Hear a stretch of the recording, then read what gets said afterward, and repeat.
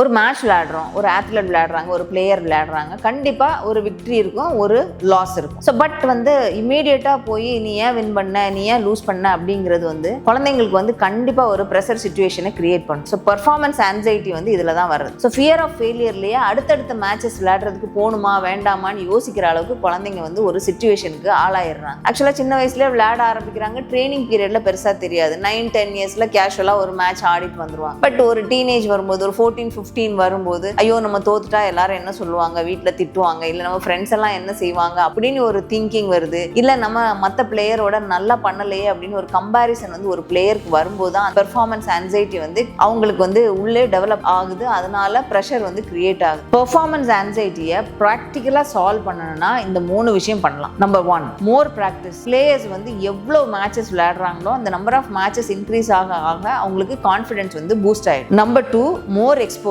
அதாவது அவங்க மேட்சஸ் மட்டும் கான்சென்ட்ரேட் பண்ணி பார்க்காம மற்ற பிளேயர்ஸோட மேட்சஸ் பார்க்கும்போது அவங்களுக்கு நிறைய டெக்னிக்ஸ் என்ன ஐடியா கிடைக்கும். Third match analysis. ஆக்சுவலாக அவங்கவுங்க மேட்ச் அனாலிசிஸ் பண்ணி அதில் என்னென்ன மிஸ்டேக்ஸ் பண்ணியிருக்கோம், அந்த மிஸ்டேக்ஸை கரெக்ட் பண்ணுறதுக்கு என்ன பண்ணலாம் அப்படின்னு ஐடியா பண்ணும்போதே அவங்களுக்கு அந்த ப்ரெஷர் கம்மியாயிடும். ஸோ ஆன்சைட்டி டெவலப் ஆகிறதுக்கு சான்சஸ் ரொம்ப கம்மி.